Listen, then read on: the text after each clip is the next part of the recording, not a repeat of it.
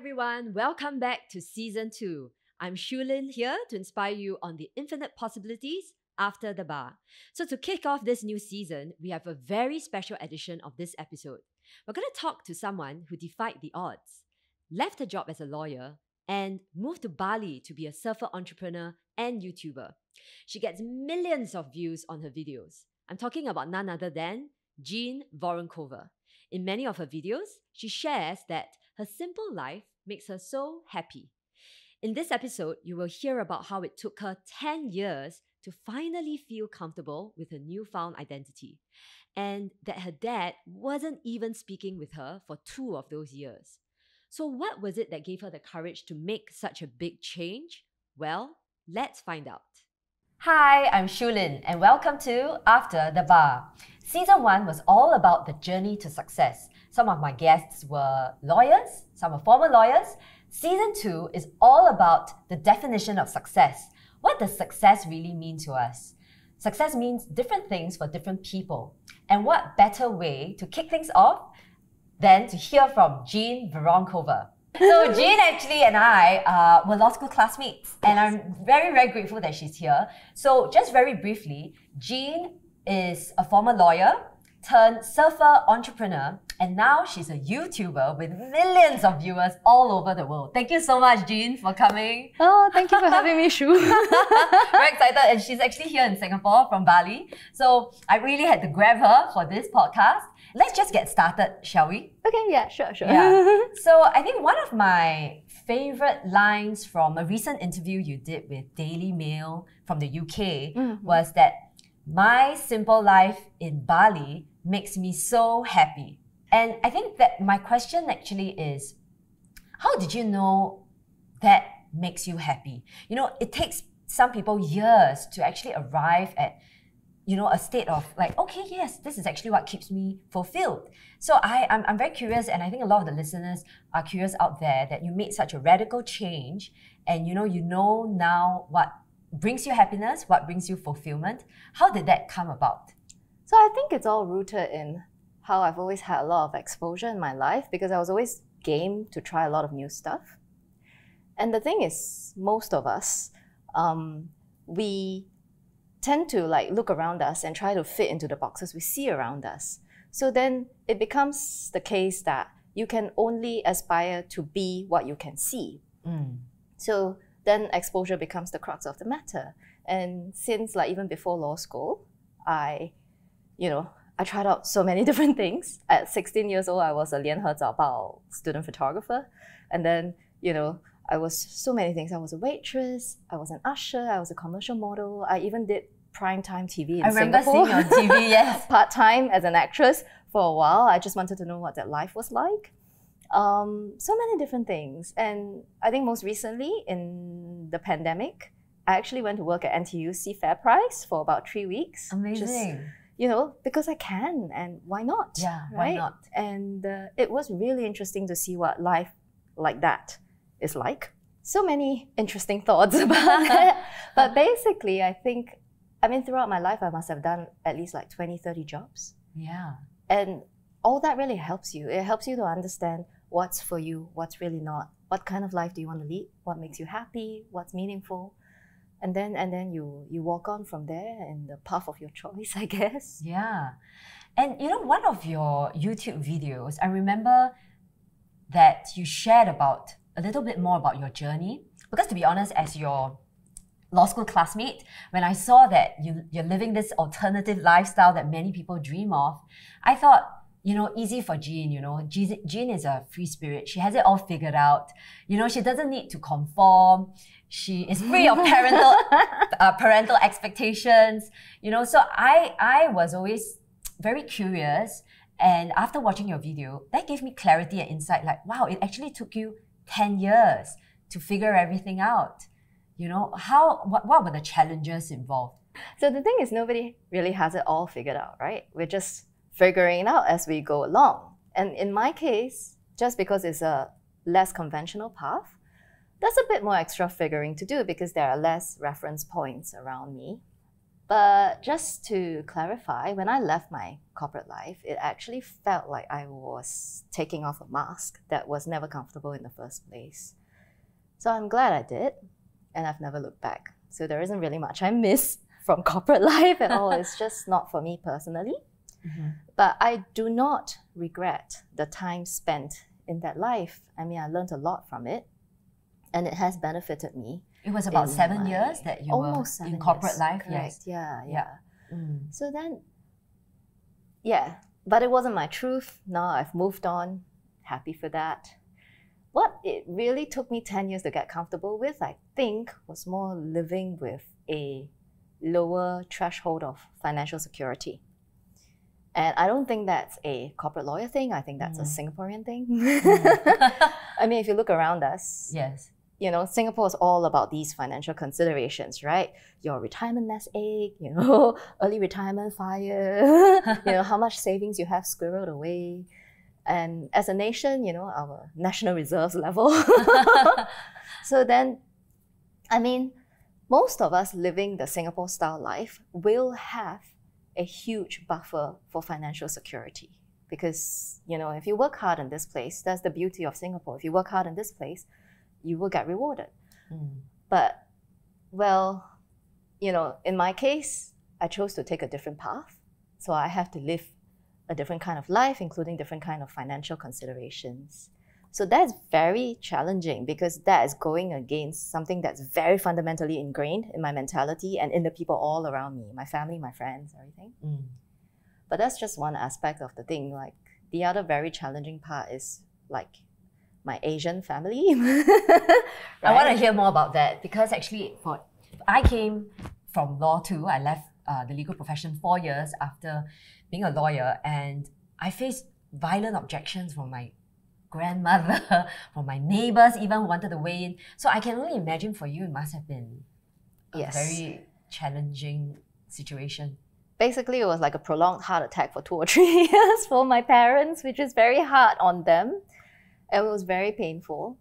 So I think my dad didn't talk to me for over 2 years when he realized that I wasn't just going away on sabbatical to take a break. I was trying out a different life. I didn't really want to come back to pick up where I left off.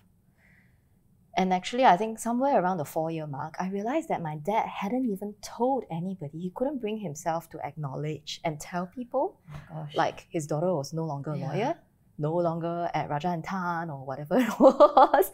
And I was like, oh, okay. So that's very painful. But the thing is, I think parents come from a place of love, and whatever difficulty they throw in your path towards something different, it is because of love. Yes. And worry that you're doing some undoable mistake to your life. So then the thing is, once they actually got over the mental obstacle of how different this was, they came to see my life in Vietnam at that time. They saw that it was physically challenging, but I was very, very happy. And you can tell how happy I was because I wasn't grumpy anymore. I wasn't just unhappy by default, I was just like, it's really good.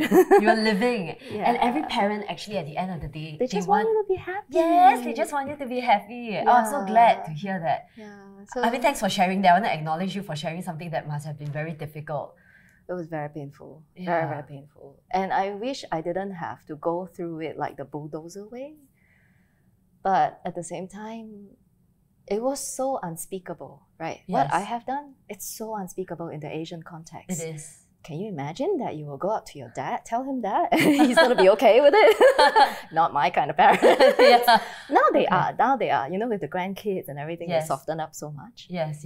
But back in those years, a decade or so ago, but 2 years of not speaking, wow, that must have been torturous. Very painful. But on the bright side, now I think my parents are my best friends. We are very, very close. And actually one of the biggest sore points about my current life right now is that I wish I can have them with me more. Okay, yes. Thankfully the borders are now open. And that's why you're here to spend time with them. Yeah, they're coming back with me to Bali for months. So I'm very happy. That's great. I'm so happy to hear that. then there's the actual challenge of doing my unconventional life, right? Because it's difficult. I mean, it's a path less trodden. Yes. So aside from dealing with my family fallout and dealing with my fear of financial ruin, every single day I was busy figuring out how to actually make my new life work, right? How to make money, different ways to make money.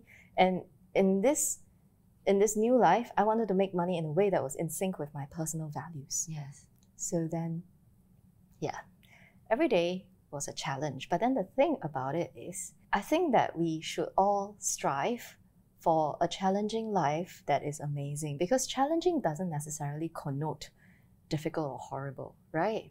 So my new life, challenging every single day, but incredible. And if I wanted an easy life, I would have just stayed put in my lawyer's role. Everything was set up. I already knew how to do it. I've been doing it for 7 years, right? Yes. You just roll along. That's very easy. Yes. When you go out there and you try to create something new with undefined boundaries and all that stuff, that is difficult. Yes. But it was completely worth it, very fulfilling. Yeah, I can see that because I was similar to you. I was a lawyer, and to step away from that comfort of a regular paycheck was painful. And would I do it all over again? Yes. Do I wish I could have done it differently? Maybe, but that's a story for another day. I want to dive a bit deeper into what you were saying about doing something compatible with your personal values, because what your personal values are, that must have been a process as well to actually reflect and look inner and actually know, okay, whatever that I do on a daily basis, it needs to be aligned with this internal compass. How did you do that? How did you uncover your personal values? Just from living life and going through all its difficulties. And trying out all the 30 jobs. Yeah. And then you realize that, you figure out where money stands for you in the bigger picture of things. Because even when you're in a job, you have to actually deal with all this, right? There's always stuff that you don't want to do, people that you don't quite respect but have to, listen to because they're higher up in the hierarchy than you. So then there are things like who, when, how, what. Yes. And as an employee, you have far less freedom to decide things on those axes.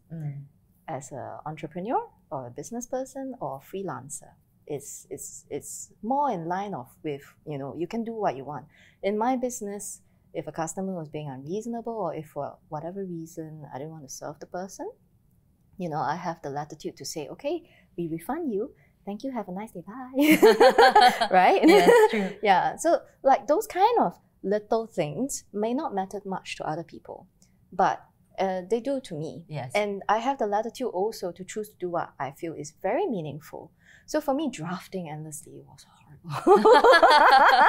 And I did not like the idea that I was serving the interests of big corporations, I'm not sure I believe in that.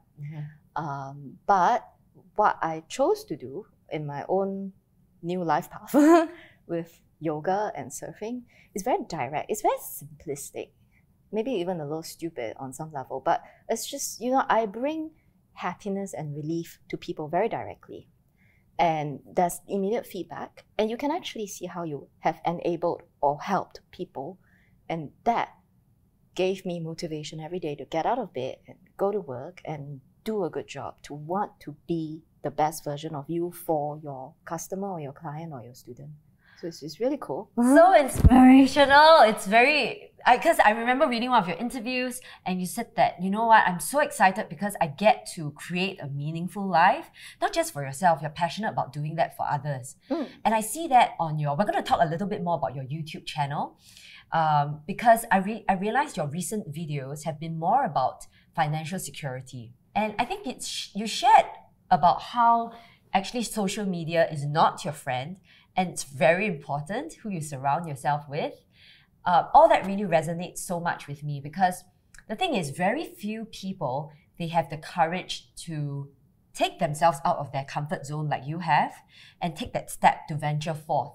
They can daydream about doing something else, but really not many people would take that final step. And this is even if they really hate their bosses, their current jobs, and their current lifestyles. And I feel that a lot of it has to do with overcoming fear and limiting mindsets. So my question to you is actually, what was the one fear you had to overcome before you ventured into this new life of yours? There's like a million fears.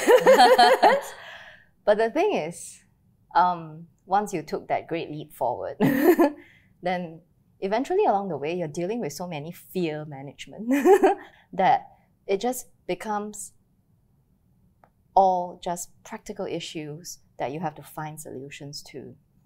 And so actually, if you have ever read Eckhart Tolle's The Power of Now, he talks about this in the book, and it really rings true in my own experience, right? You have to separate the mind and all the irrational fears that it keeps throwing up into your thinking from the issue at hand, which really is just problems for which there are solutions to be found. Mm-hmm. And then that's how I guess I resolve all the fears. But of course, if you go back all the way to the very beginning, then the biggest overwhelming fear is of becoming an abrupt failure, becoming a completely bankrupt loser. Everyone's going to laugh at you, like you stepped away from the job and you fail, that kind of thing. So then, but then the thing is, as I went along my path, then it became gradually clearer to me that everything that I did was meaningful per se. It always grew me as a person. I always learned loads from it. And it was always like something that added a new dimension to my life, whether it was a success or a failure, or even whether it enriched my bank account or otherwise. So then, it's just money becomes secondary. Yes. Becomes a secondary concern. I see. And then, you realize that the fear that you're just going to end up completely ended is an irrational fear, an irrational shadow playing on your mind. Yeah. I had that same fear. It was also about money, because I think like you, I came from, pretty good schools, and, we were sort of like from young, you're like, okay, you do well in school, you get a good job, you get married, you buy your flat. That was the dream Singapore life. And I mean, I did get married, so did you. I do have kids, but I didn't want that. I didn't want that life. It was hard though when I first quit, and without that security of the regular paycheck, there was this almost paralyzing fear every day. And I often even took out the calculator and calculated, if I had stayed on in law, this is how I would be making, this is how much I'm losing out. And that actually drove me. It made me feel like, okay, I really have to make this work. Yeah, but anyway, I really appreciate you sharing your story, because it's very difficult overcoming that fear, and we still have that fear sometimes. I deal with that fear all the time. But I think it's particularly, I never knew you did that. Yes. I never did that. Then I think that's a reflection of how different personalities deal with different issues in life. Yeah. Because if I did that, I might have been so freaked out that I would just like crawl back into law, maybe, I don't know, or maybe not law, I really hated it, maybe some kind of corporate existence. Yes. But you said for you, it actually drove you to make sure you succeeded. Yeah. So I think that's really admirable as well. I don't know. The fear of losing, the fear of being a loser, because you are right, because people will say, I told you so, you shouldn't have left, so I wanted to prove them wrong. So I can share that mindset that you have. You're not as brave as you. So my next question actually is about how entrepreneurial you are. Because in one of your videos, you said that you started 4 businesses to date. Your surfer business in Vietnam, right? And I remember when I first heard that, I was like, what? Jean is crazy, I must say, I was like, that's insane, I couldn't fathom it, because I was still, I was in a corporate job. So I just thought, that's impossible. How's she gonna do that? But you did it, and you actually made it a success. Yeah. And now my curiosity is actually, how's everyday like? Because it must not be easy actually managing all these businesses. Whilst it looks like fun, there is also some level of discipline, right, in your day-to-day life. Is that? Oh, my day-to-day life is very structured. So, like, I just had coffee with one of our law school classmates last night, and I was just saying that it is a life of freedom, but for me personally, it is only a life of freedom well lived if I put my own structure into it. If I just woke up every day without a plan, I've seen a lot of people on this path and they just kind of end up devolving into like parties and alcohol, sometimes drugs, and that's really not my thing. So my life is a life of freedom, but actually it's very structured because every single day there's stuff I want to do that's meaningful to me, not necessarily work related, but it's meaningful to me. So the thing is, with the 4 businesses, actually none of them are currently running. That's why I term myself and my husband in early retirement. We no longer work any 9 to 5 or any salaried form of existence, and we don't have any active businesses at the moment. But the surf school that we did in Vietnam, that was actually a really good one for us and something that we really loved. It was our baby and we did it really well and customers really loved us as well. So that was an amazing business to run. But anyway, now we've moved on from that.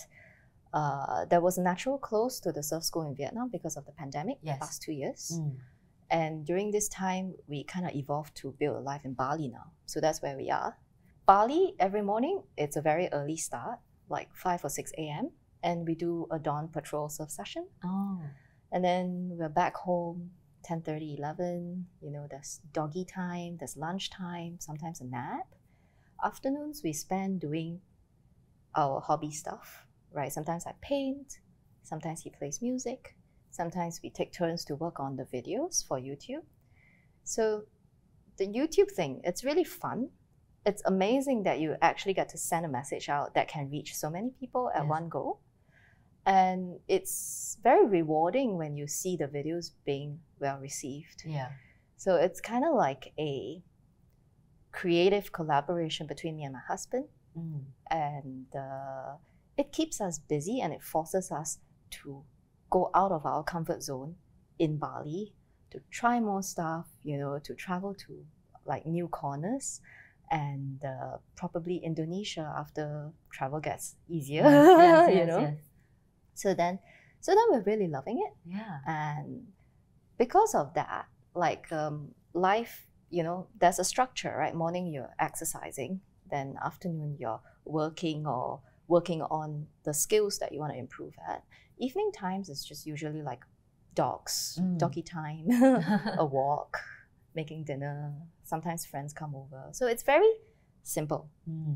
Some people might say it's boring, but I personally, this is for me. I'm very happy. And you look very fulfilled. You're very centered. And I can see that your videos have shifted to being more on financial independence and actually paying it forward, because there are so many people who are curious, they want to do what you do, and how did you do it?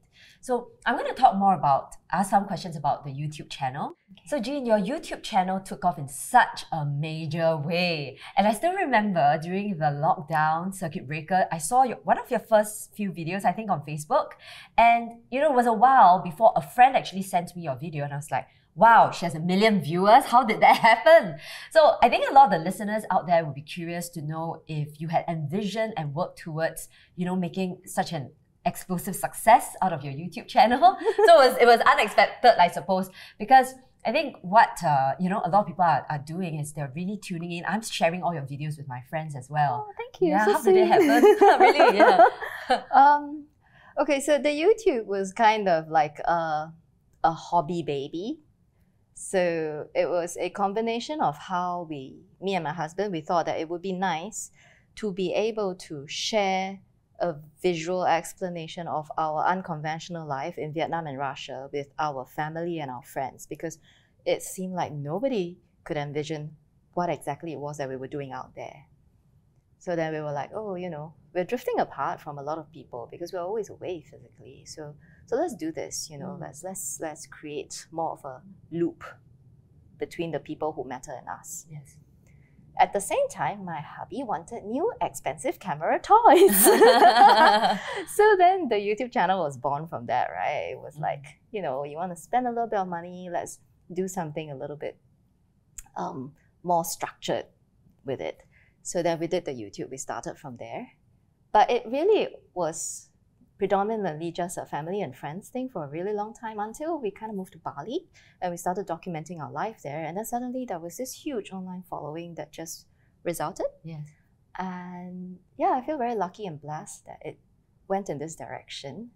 But it's also super cool because now, earlier on, it wasn't really like we were putting out meaningful messages and communicating with people. But now that there is an established audience, I can do that.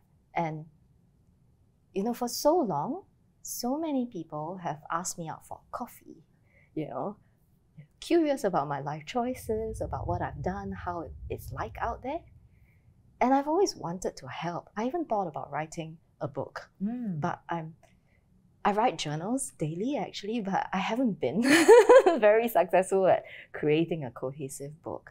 But actually now through the medium of video through YouTube, I find that actually this is a way of putting out the story in a structured, organized manner that does accurately capture and encapsulate what I want to say to people and maybe give them hope. Yes, it definitely does. It definitely does. So yeah. Yeah, because I mean, let's not just talk about lawyers. There are accountants out there. There are people who are stuck in corporate jobs. And the keyword is they feel stuck. And then they're wondering, what can I do? So some of your videos, they let people realize, because there is, I know what I know what I don't know know what I don't know. So you are exposing people, fellow Asians, who went through the Asian education system that, hey, you know what, if Jean can do it, maybe I can too.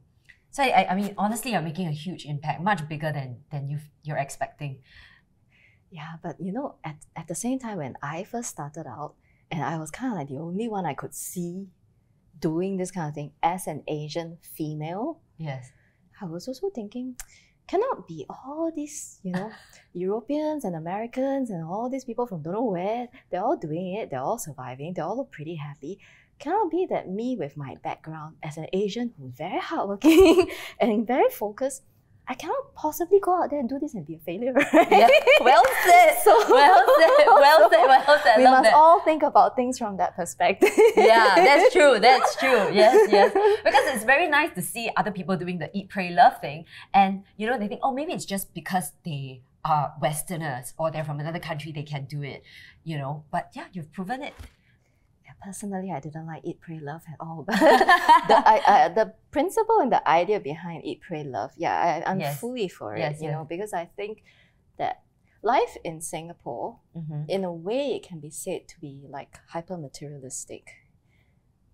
But I find it quite bad for your mental health, and I found that going out there to find a different way to be, a different way of being, with emphasis on different things other than money, is actually so important. And just also discovering more, getting in touch with your inner spirituality and stuff. Yes. Meditation, all that stuff. Yes. We could all benefit from it. Yeah, we could. So going back to your YouTube channel, from first-hand experience, there's actually a lot of work that goes on behind the scenes. We see a lovely 10-minute video of you and your husband in a restaurant in Bali, but we don't see the hours of post-production. And I'm just wondering, what's the creative process behind it? Do you guys come with a storyboard? Do y'all plan your content? Because you did say that you guys have a pretty structured day in Bali. Oh no, okay, so it's still kind of so we actually on our channel right now, we do mainly two different types of content. There is thoughtful content, which is just me and my thoughts and putting it out there. And then there is Bali life. Yes. So for the thoughtful content, it's all very simplistic. I basically go off and I decide what I want to talk about. And then I write it down on my iPhone and, I hammer it out in a couple of days maybe, but it's no sweat, right? Yeah. And once I'm happy with what I've written, then we go off and shoot it. And because there is a pre-prepared script sort of, you can actually really nail it down to exactly how many seconds of what B-roll you want to shoot for this part if it's a voiceover, for example. But basically the shooting's really bang, bang, and it's done. And then editing is also bang, bang, and it's done because, you know, that was a script. Nothing is unscripted. So I guess for those kind of content, totally it's about 8 to 16 hours, depending. Sometimes it gets tricky for some whatever unexpected reasons, but more it's more on the 8 to 10 hour side of things. Bali life, like if we go and eat something, it's really easy as well, straightforward. It's like you go, you eat something, 2.5 hours, right? Yes. That's why we never invite anybody to eat food with us. It's always cold by the time you get around to it. But, you know, when you shoot something, it's about 2.5 hours. It's done. And then you just go home and have a happy time editing. Yes. You put in the music. It's fun, you know. And my husband's really good at the music. Yes. Yeah, so like you get something catchy. And then what's really fulfilling is when you see both of us bring something to the table, right? And we take turns to edit. So then for each of us, it's like, what, 4 to 10 hours of work in a week. And because it's a collaboration of two different minds, you know, it's really fun to see the end product. Because whatever end product is, I couldn't have made that by myself. I have a different sense of music to him. And he couldn't have made that by himself because, you know, he's got a different way of thinking and processing. So, great. So that's it. Yeah. And I'm sure that on many of our minds, a lot of the listeners out there, one of the burning questions, I'm sure you get this all the time, is how can you actually monetize YouTube? And is it like a regular source of income? Does it help to supplement your lifestyle at all right now? Given now, I think you have 82,000 subscribers at the moment and millions of viewers. Yeah, so, okay, so monetization there's no magic secret formula, right? It's just YouTube sets the threshold. You've got to have 1,000 subscribers and 4,000 watch hours. And then you get monetized from there. So you just have to hit that level and YouTube monetizes you, right? In terms of income, so I personally find it ideologically challenging to think of YouTube as a source of my livelihood. If I did that, I think I would be very insecure because I am also quite a control freak. Same. Like fundamental aspects of my life, Yes. I want to know that more or less I have control, right? Yes. So I wouldn't actually ever tell people, go out there, quit your job and go to YouTube, you survive. No, it's very out of your control. It's kind of like a hit and miss / luck / input thing. But, you know, like we had our basic livelihood expenses covered before we moved to Bali and went into like early retirement for this period. So yeah, it's not really one of the things that we rely on for our monthly living. But it is, whatever we make from YouTube is a lovely bonus extra, right? Who would say no to extra money? Yeah, of course. Yeah, so but then at the same time, I'm also conscious that a big part of the formula for us being able to be comfortable at this stage, at this age, without having worked as hard as most of the people out there have, is because we are very simple living folks. Our monthly expenses are very low and we don't crave for higher. So then the extra from YouTube is then mostly my savings. Then I can go and invest. So it's like nice. Nice. Good planning for the future maybe. Yeah, and we're going to go to the last segment of the podcast, your advice for others who are thinking of this. So let's say we have a time machine. If you know you have access to that, is there anything you have done earlier or maybe differently at all? I guess, okay, if there was a time machine, I could turn back things a little. Largely no regrets about my life. Very grateful how it turned out. But like on specific details, I guess I would have invested more prudently and more in accordance with my personal style. So then I guess if you're into investment, you would know that, you know, different styles suit different people. For example, I have friends who do regular day trading and they make a lot of money from it and they're really good at it. Personally, it's completely not my style. So I suffered emotionally and mentally when I was doing it because it's too stressful. And also I lost money because, you know, I couldn't keep up with it in the longer term. It's not sustainable. So then I have eventually found my own style that works. Right now I'm happy the way things are. But yeah, I guess if I could redo it, wouldn't I wanted to lose money doing that? So yeah. Jean, what is the one piece of advice you wish someone offered you when you first embarked on this journey? Definitely, I think it would be to save more money and to understand that at the end of the day, consumer goods don't really matter. They really don't matter in the bigger picture. So it took me a really long while to shrug off the spending habits I had as a high-earning professional. Could I have saved more in those early years? Probably. I could have been more prudent. And then, it benefits you later in life, right? Because you can direct that to savings and investment. And about the consumer goods thing, like I still have vestiges from my lawyer life, handbags sitting in my closet gathering dust. And once upon a time, I carried those handbags and I felt like it gave me prestige. But now I look at one of those handbags and I'm like, that could have been like 6 months of like freedom and surfing in some remote place on earth. So what would I choose now? Yeah. So then, but I guess this is because perspectives change, Yes. right, in life. Yes. And you change, I change, things change with time. Yes. It's just who you are at whichever point in time. Yeah. Priorities change, and I mean, I must confess, I'm still very much into handbags. However, I do realize that I'm not going to spend $10,000 on a Chanel. Quite frankly, it's a ridiculous amount of money to spend. I'm going to put that in stocks. Do I still buy handbags from time to time? Yes. But I also wish that someone told me when I was younger, don't spend so much on handbags. It also the crowds that the people you hang around with, like what you said earlier. I mean, what we said earlier, it's about who you hang out with, what you see is normal. Now you have a new normal, you have a new perspective.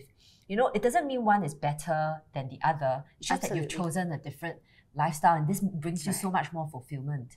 It's really all about context, right? A handbag in Singapore carries a lot of connotations. So therefore, it makes sense that people might opt to have handbags because it brings, certain messages into the picture, subliminal messaging or whatever. But like if I were to carry a Dior handbag in my Bali neighborhood, nobody would actually appreciate what it was, Yes. or even recognize it for what it was, or maybe they'll think it's some knockoff from like Denpasar. So then, so that's just context. Okay, great. And I think for a lot of the listeners out there, they too, because what we're doing in season 2 is to talk about the definition of success, what does success mean to you, and actually does success actually bring true joy and fulfillment. Do you consider yourself a success now that you've retired at 38? I mean, I consider you as a success. Otherwise, I wouldn't have invited you onto this podcast. Retirement at 38, you have a loving relationship with your husband. The two of you make such a great team. Has your definition of success evolved? Definition of success evolved, definitely. So then I guess we all, born and bred here, you have the Singaporean definition of success. Most of us have that. But it was not for me, and I'm happy that I evolved to shrug that off and find my own idea of success. Okay, the thing is, the word success to me has a connotation of striving hard. And so I actually don't even really think about that word much in my daily life anymore. It doesn't really figure. Am I successful? Am I not? It's not really a question I think about. I think about, am I happy and contented and fulfilled? Am I not? So then, but if I were to look to success in my current context, living in Bali, I guess I would look to the successful business people in my neighborhood, whether they're Balinese or expat, because generally, people doing business there, they're still living a really high quality of life, right? It's still kind of chill. The pace is reasonable. You've got exciting things to do every day, but you're not rushing around like a mad mouse, and you're still making profits, or at least they look profitable. One never really knows what's going on behind closed doors. But, I think if you can have a successful business in a nice place like that and still enjoy a nice, relaxed pace of life, To me, that's success. Yes, that is definitely success. Because what is a $1 million paycheck, let's say, but the person has poor health, has no time for family, is miserable, and actually what that person have is a golden handcuff, if I can say that. Of course, there are people earning millions and they're super happy and fulfilled. More power to them too. I'm not saying that you earn money and therefore you're unhappy, but actually for different people, different definitions of success, different priorities, and actually what brings fulfillment to you would be very different to me, let's say, right? But we are both fulfilled and happy, and I think it does evolve. We're approaching, well, maybe we shouldn't talk about our age, but we're getting older, and our priorities shift, our perspectives change, and that's a good thing. And I don't know about you, but I feel more comfortable in my skin and my voice as I grow older, and I think it does come with age. Do you think so? Absolutely. Yeah. So I think for me, acknowledging the reality that I can't be a lawyer and be happy is a very big step forward, right? And it takes confidence to actually stand up and say, okay, this is who I am, and I'm just going to be that. And that makes me happy to be that. So never mind what other people say. When you're younger, it's so much harder, right? People tell you, your Asian family, the elders, society, they'll tell you you're young, you don't know what you're doing. You do this way, later on you will regret. Correct?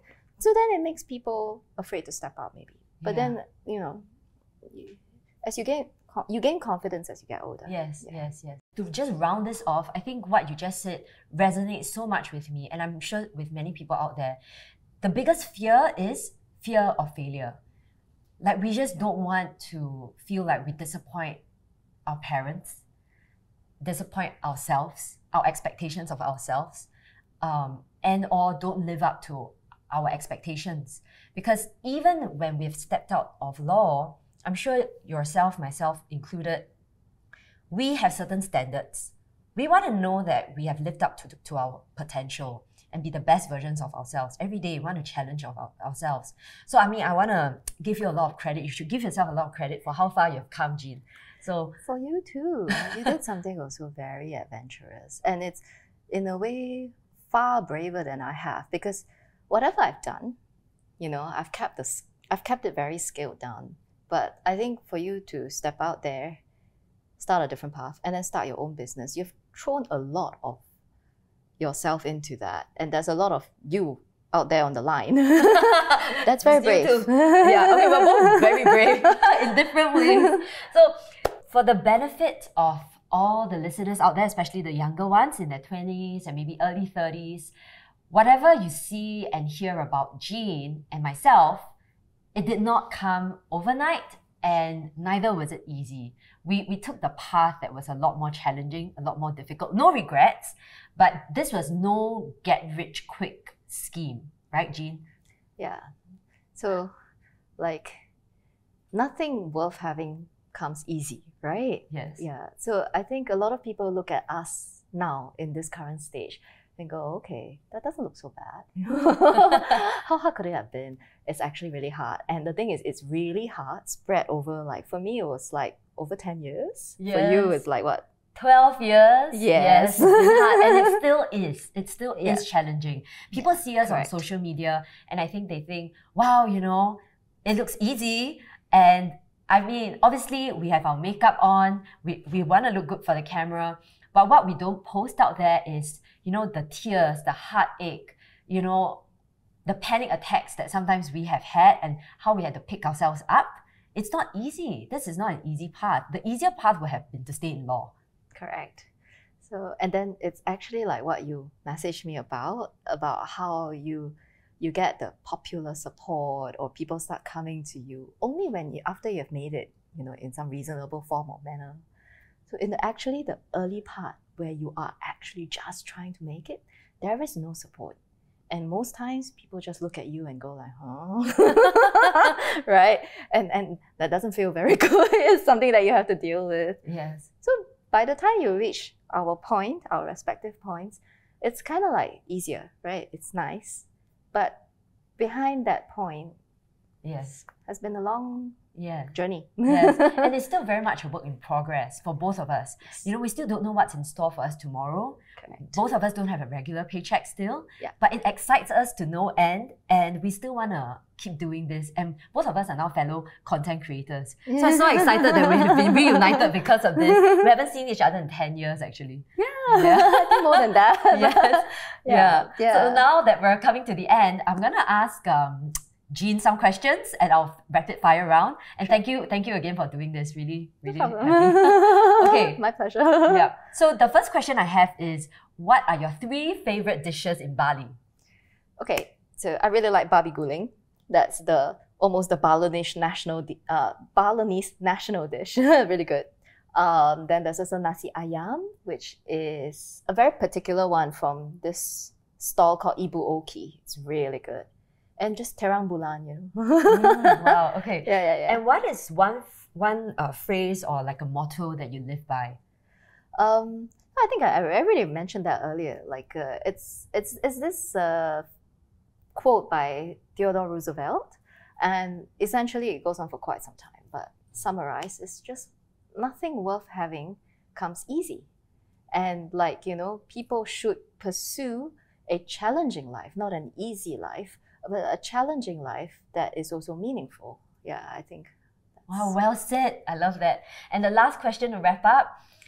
What is the favorite thing that you like to do when you're back in Singapore? Makan! It's very Singaporean. Yes. This really is our national identity. I have realized in this month, eating with all my friends and family, our lives just center around food. It's so much a part of our culture and our mentality. Even when you just sit down for a meal with your family, what are you talking about? You talk about whether the food's good, where to find good food, whether it's value for money, how to make this better, how to cook this at home. It's all about the makan, but it's so good. Good. What's your favorite thing that you've eaten so far in Singapore?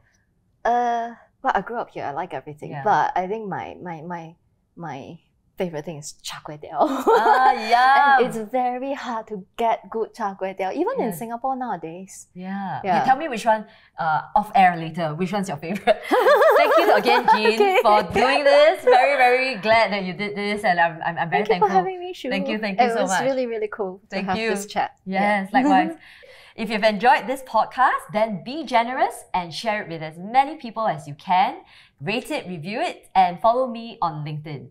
And join me next time to find out what's in store for us after the bar.